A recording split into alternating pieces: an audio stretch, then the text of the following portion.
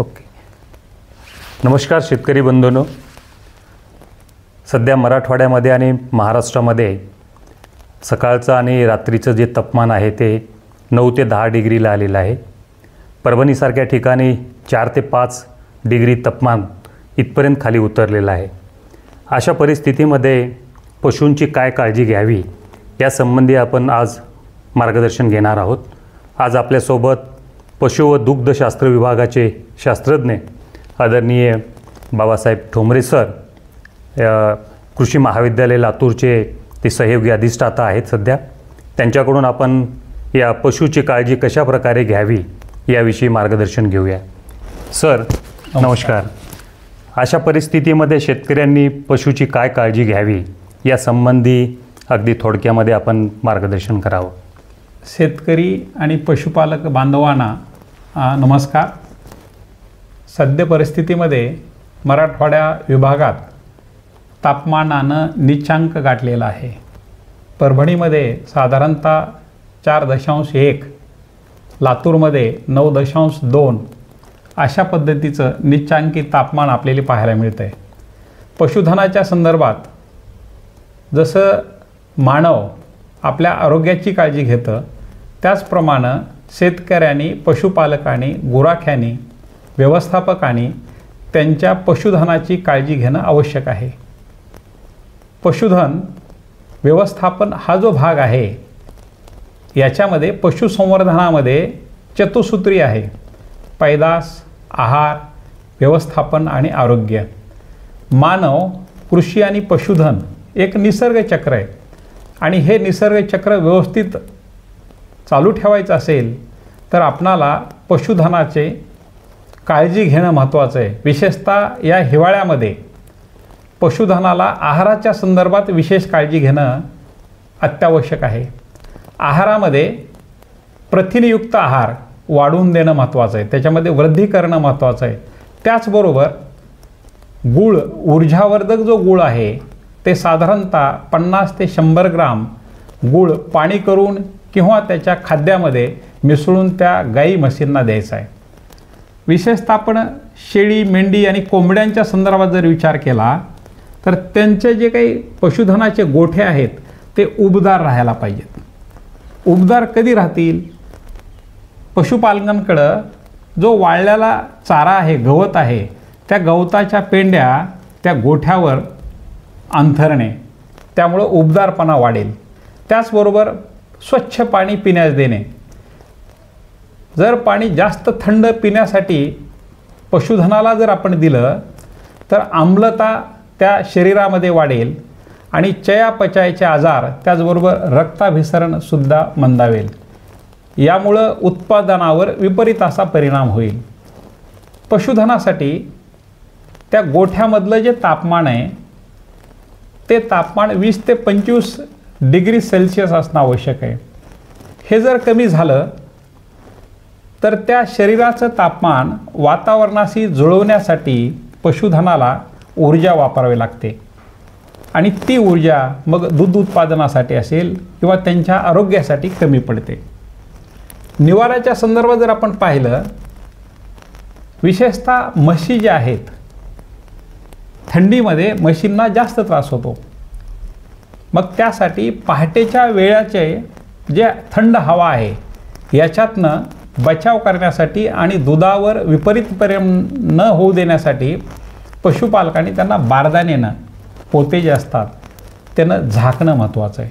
पूर्ण शरीरभर जसं पोळ्याच्या दिवशी आपण झोल टाकतो त्या प्रकारे जर झोल टाकली तर प्रकृतीचं, शरीराचं तापमान व्यवस्थितपणे राहील आणि त्याचा विपरीत असा परिणाम त्यांच्या आरोग्यावर होणार नाही आणि पशुधनाच्या दूध उत्पादनावर होणार नाही.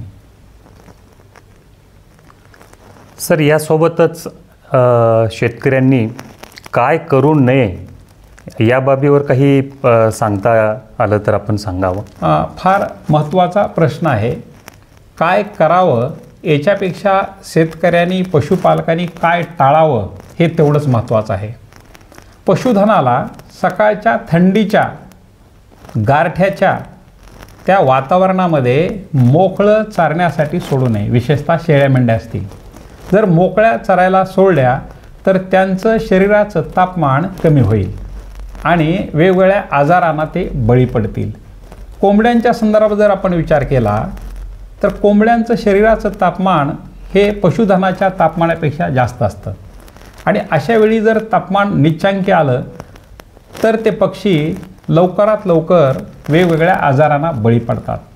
मी शेतकरी पशुपालकांना आवाहन करू इच्छितो की त्यांचं पशुधन या हिवाळ्यामध्ये अशा वातावरणामध्ये चांगल्या पद्धतीनं सांभाळावं.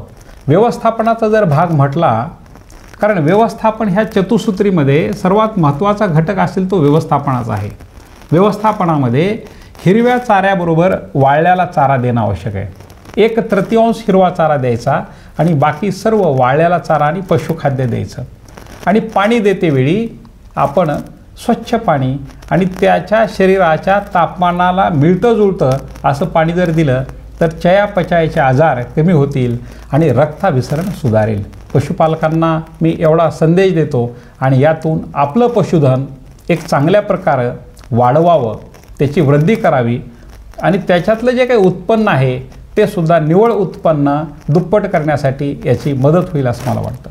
नक्कीच सर, आपण हा जो संदेश दिलेला आहे या संदेशाद्वारे सद्य परिस्थितीमध्ये शीतलहर आहे, थंडीची तीव्रता वाढलेली आहे आणि अशा परिस्थितीमध्ये शेतकरी आपला संदेशचा वापर करून आपल्या पशूंचं जे आरोग्य आहे ते अतिशय चांगल्या प्रकारे मेंटेन करण्यामध्ये त्यांना मदत होईल. शेतकरी मित्रांनो, याबरोबरच आपल्याकडे जी पिकं आहेत या पिकामध्ये एक 2-3 बाबी करावयाच्या आहेत.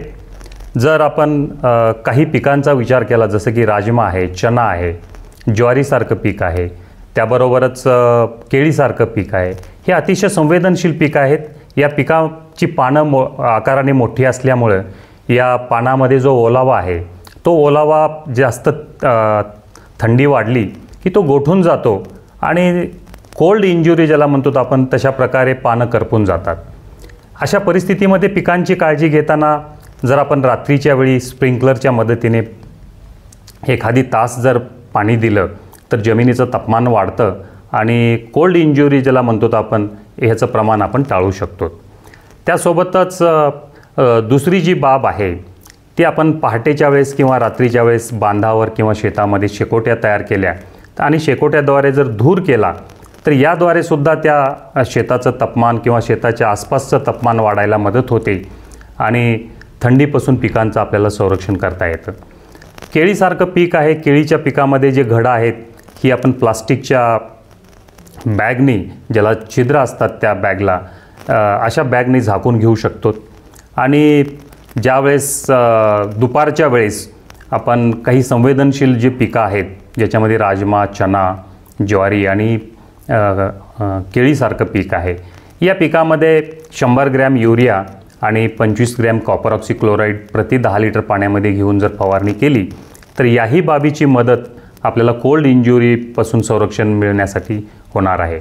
त्यासोबतच शेवटचा जो मुद्दा आहे, ही थंडी संपल्यानंतर जो भाग पिकाचा करपणार आहे किंवा झाडांचा भाग करपणार आहे तो भाग काढून टाकावा आणि तो भाग काढून टाकल्यानंतर कुठल्याही बुरशीनाशकाची जर फवारणी केली तर आपण या तीव्र थंडीचा जो काही परिणाम या पिकामध्ये होणार असतो तो आपण कमीत कमी ठेवू शकतो आणि यापासून आपल्या पिकांचं संरक्षण करू शकतो.